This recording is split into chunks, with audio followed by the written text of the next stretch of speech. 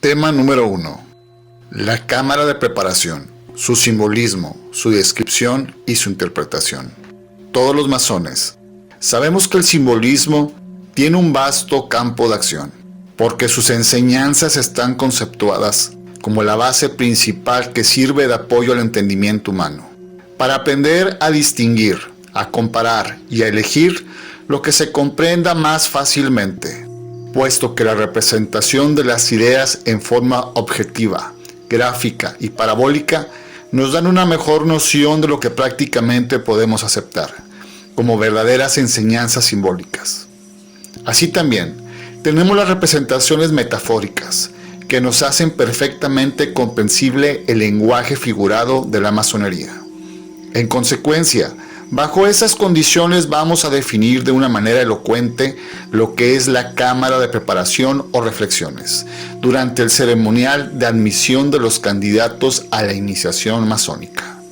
Desde luego, la palabra cámara deriva del lenguaje greco-latino cámara y cámara respectivamente. En lo material es una bóveda, sala o salón dedicado a determinadas actividades. Esta voz tiene muchas acepciones y de ese modo tenemos en el medio profano a la organización política de algunos países, en los que se han creado las cámaras alta o baja, o sean las de senadores y el Congreso.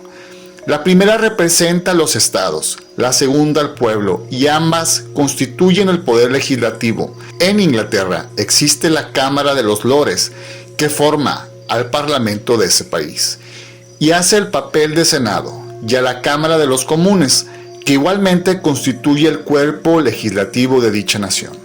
También se le da el nombre de cámara al local que en los Estados Unidos saturan de gases letales y que sirve para aplicar la última pena a los delincuentes. Además, en el objetivo tenemos a la cámara fotográfica, que se emplea para imprimir las imágenes en las películas, a la cámara para neumáticos de los automóviles, a la cámara del ojo, o sea, a la cavidad en ese órgano se aloja el humor vitrio, a la cámara bucal, que es el espacio comprendido entre la bóveda palatina y la lengua, etc.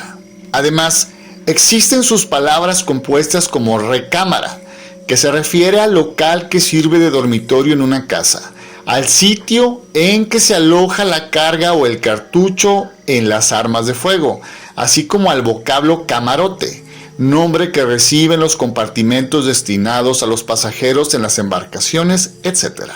Ahora bien, por lo que respecta al simbolismo masónico, la palabra cámara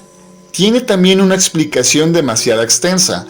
motivo por el cual únicamente nos ocuparemos de las que corresponde conocer en el primer grado. Y desde luego, tenemos la cámara de preparación, llamada al mismo tiempo de reflexiones, ya que por circunstancias especiales constituye al primer escalón del ceremonial de las pruebas y de las enseñanzas masónicas. Aquí se trata de una pequeña cueva, bóveda o saloncito totalmente pintado de negro y representa las tinieblas, al enigma y al misterio. Su aspecto fúnebre tiene por objeto dar la impresión de todo aquello que nos resulta incomprensible, de lo que consideramos como imponderable y de lo que a nuestros ojos aparece inexplicable. Pero antes de entrar en materia, procuraremos describir y proporcionar algunos detalles sobre la diversidad de cámaras que nos corresponde conocer y que pertenecen a las logias simbólicas por las que nos vamos a referir. En primer lugar, a las tres cámaras fundamentales que son la de aprendiz, la de compañero y la de maestro, mismas que durante el desarrollo de sus trabajos regulares se encuentran a cargo del venerable maestro y los dos vigilantes, y tienen la ineludible obligación de impartir a los hermanos que pertenecen a cada una de las referidas cámaras la instrucción cultural mutua, que en las tenidas ordinarias deben de propagarse invariablemente. Además, existe una cámara de instrucción adscripta también a cada una de las anteriores. Estas cámaras se encuentran a cargo del maestro arquitecto, que al mismo tiempo desempeña el papel de asesor de las dignidades de las logias, a las que debe proporcionar la instrucción ritualística, la dogmática y la del ceremonial litúrgico. que al mismo tiempo desempeña el papel de asesor de las dignidades de las logias, a la que debe proporcionar la instrucción ritualística, la dogmática y la del ceremonial litúrgico de las 3 cámaras de referencia. Para llevar a cabo los trabajos extraordinarios de una logia, vamos a conocer también a la cámara del medio, que únicamente se considera como la tenida, que tiene por objeto conceder la exaltación a los hermanos que reciben el 3º y último grado de la masonería azul. Luego tenemos a la cámara fúnebre, porque como su nombre lo indica, en ella se celebran las honras fúnebres de cuerpo presente, con el ceremonial acostumbrado. Enseguida se nos presenta la cámara negra, y es en la que se desarrolla un ceremonial idéntico al anterior, pero sin la presencia de los restos mortales del hermano desaparecido. Y por último, tenemos a la cámara de dolor, que se celebra también bajo un ceremonial especial y tiene por objeto asistir a la conmemoración del aniversario del fallecimiento de algún hermano. Todos estos antecedentes debe tomarlos muy en cuenta nuestros queridos hermanos aprendices, porque a esas 3 cámaras tienen entrada libre, puesto que en ellas se congregan invariablemente todos los masones, cualquiera que sea el grado que ostenten.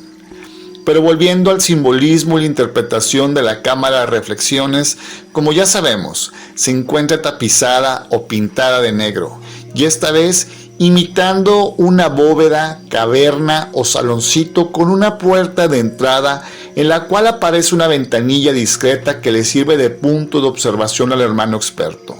En lo material, se le conceptúa como representativa del centro de la Tierra y nos indica el lugar de donde vinimos, y al cual irremisiblemente tendremos que regresar. Por eso nos recuerda constantemente lo que fuimos, lo que somos y lo que volveremos a ser. Este local debe estar más o menos sembrado de piedras y huesos en desorden. Al centro de la estancia se coloca un sarcófago, conteniendo un esqueleto humano semidescubierto, y al fondo se puede apreciar un rústico ajuar pintado de negro, compuesto de una mesa triangular y un banquillo de la misma forma. Sobre la citada mesa se observan los siguientes objetos: un cráneo humano, un plato con un poco de sal, otro con ceniza, una lámpara sepulcral, un pedazo de pan negro, un reloj de arena a punto de agotar su medida, un tintero, una pluma y una plancha triangular con 3 preguntas que dicen: ¿qué deberes tiene el hombre para con Dios? ¿Qué deberes tiene el hombre para con sus semejantes? ¿Qué deberes tiene el hombre para consigo mismo? Y al calce se lee: haced vuestro testamento. Y enseguida el recipiendario debe estampar su firma. Hay que hacer notar que el triangular es objeto de un tema por separado en el que se detalla todo su simbolismo, su significado y su interpretación. Sobre las paredes de la cámara de preparación se pueden apreciar escritas con letras blancas las siguientes inscripciones: la conciencia es el espejo del alma, es tu juez inflexible, por eso el crimen jamás queda sin castigo. Si sientes miedo o tiemblas ante la verdad, abandona este recinto. Si eres débil o tienes voluntad propia, retírate, aún es tiempo. Para proceder a la preparación del candidato, el hermano experto le da entrada a la cámara de reflexiones. Con los ojos vendados lo conduce hasta el banquillo que se encuentra junto a la mesa triangular. Le da asiento, lo despoja de la venda y le advierte que procure estudiar e interpretar el significado de todo cuanto le rodea, para que esté en aptitud de contestar las preguntas que se le hacen en la plancha triangular, y para que pueda hacer correctamente su testamento, firmado al calce, y que una vez terminada su misión dé 3 palmadas para indicar que se encuentra listo para continuar su peregrinación. Este acto tiene por objeto probar el estado de ánimo, el carácter y el temple del graduante, bajo el influjo de las impresiones morales y espirituales que puede abrigar en su mente con la presencia de los despojos humanos, los objetos que se encuentran sobre la mesa y las inscripciones que se observan dentro de la referida cámara. Por esa razón, El postulante debe de meditar con calma, serenidad, tomándose el tiempo que sea necesario para darse una idea del significado e interpretación material, moral y espiritual de todo cuanto tiene a la vista, para al fin de estar en condiciones de contestar correctamente a las 3 preguntas y formular su testamento, haciendo constar así su última voluntad. En esas condiciones, el recipiendario considera y también se convence de que el hombre vulgar, ignorante e inexperto simbólicamente debe morir dentro de la cámara de preparación, para luego renacer a la realidad que nos proporciona las virtudes y surgir regenerado y purificado a disfrutar de su nueva vida, lo que nos indica claramente en que tales circunstancias pasa de las tinieblas de la ignorancia al mundo de la ciencia y de la verdad. Por tal motivo, este acto representa la depuración material, moral y espiritual del candidato por medio del elemento tierra y bajo la impresión del factor muerte, antecedentes que tienden a descubrir la verdadera identidad del carácter humano. El ceremonial está tomado de los procedimientos que se usaban en las antiguas iniciaciones en los misterios egipcios, época en que se abandonaba al postulante solo entre la semioscuridad de las catacumbas, en las que abundan las momias y demás despojos fúnebres, con el fin de que reflexionara sobre el trascendental paso que iba a dar, y, de no resultar victorioso,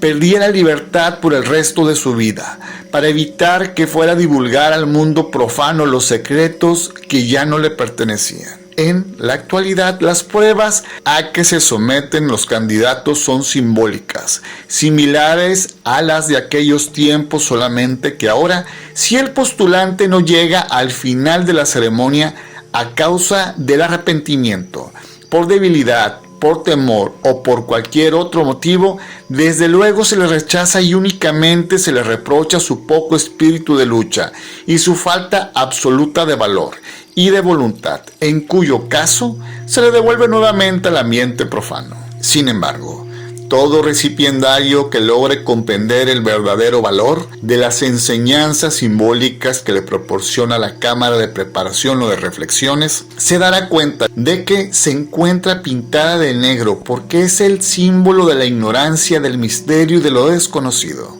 que se ven piedras y huesos humanos regados en desorden por todas partes, porque representan el caos, a la desolación y a la ruina. Que al centro del recinto se observa un sarcófago conteniendo un esqueleto humano, porque indica que en esa forma se destruye el hombre cuando le falta una mano que le tienda los sagrados lazos, que le conducen por la senda del verdadero destino, librándolo así de la barbarie, y que las leyendas que aparecen sobre los muros le indican cuáles deben de ser sus dotes de energía, de valor y de fuerza, de voluntad para lograr despejar por sí solo su camino y lograr fácilmente triunfar en la vida, a pesar de los enigmas, de los problemas y de los obstáculos que se le presenten. A ese respecto tenemos la convicción de que muchos postulantes y aún algunos iniciados en los misterios de la masonería están en la creencia de que la cámara de preparación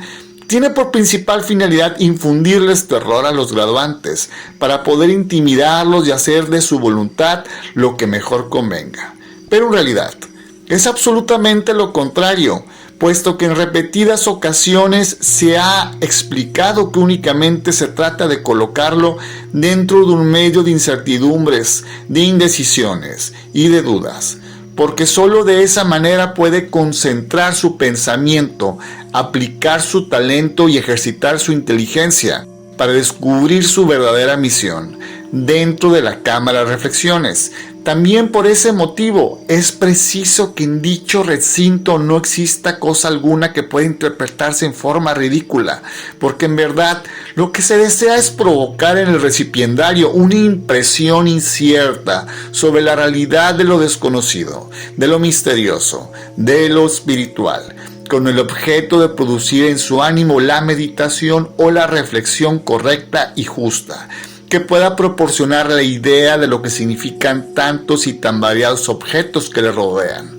y en esa forma se encuentra en condiciones de responder a las 3 preguntas que se le hacen en la plancha triangular, así como que haga lo que mejor le convenga respecto a su testamento. Una vez que el recipiendario ha tomado asiento frente a la mesa triangular, de seguro que su vista se dirige hacia el cráneo humano y piensa en su significado o interpretación, por cuyo motivo le viene la idea de que represente a la muerte, y efectivamente, de esa manera comprende que solo la muerte puede convertir a los hombres en cosas enteramente iguales. Enseguida pasa su mirada por el plato que contiene un poco de sal y piensa que simboliza el fruto del esfuerzo humano, y que por lo mismo el que no trabaja no puede ser útil a la sociedad y en consecuencia tampoco es digno de ser admitido en su seno. Luego lleva su vista al plato que guarda la ceniza y se imagina que es el germen que contiene todas las sustancias que produce la naturaleza, pero igualadas mediante la acción del fuego, lo que viene a demostrar que debe incrementarse la producción que nos brinda por nuestra madre tierra, porque es lo que nos da la vida, el vigor y la fuerza. Enseguida dirige su mirada hacia la lámpara sepulcral y se da cuenta de que representa a la vida, pero al mismo tiempo se fija que en una vida es cosa insignificante para penetrar en el misterio de lo desconocido y en lo abstracto. Por lo mismo, eso indica que el esfuerzo humano únicamente individual nunca podrá resolver por sí solo los problemas de la vida del hombre. Por eso, el individuo debe unirse siempre en estrecha y franca hermandad.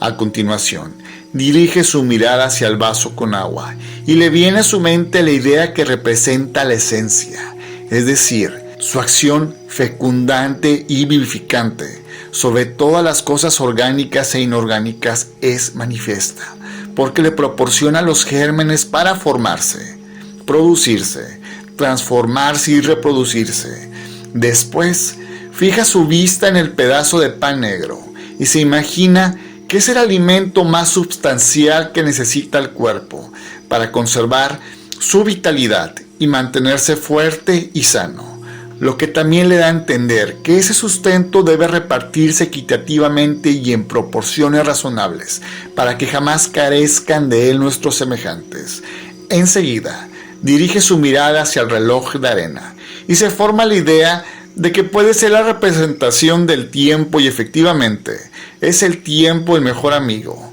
porque no hay que hacer mal uso de él. No hay tiempo para desperdiciarlo, ni mucho menos perderlo en lo absoluto, porque es precisamente el tiempo el único factor consejero del hombre,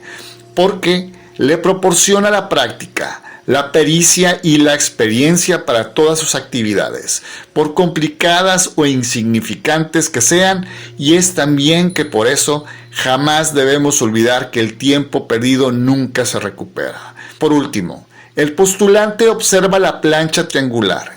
y ve que ha llegado el momento culminante para terminar su cometido dentro de la cámara de preparación. Y desde luego, toma la pluma, la introduce en el tintero y se dispone a dar respuesta a cada una de las 3 preguntas en forma categórica y bien clara. Por ejemplo,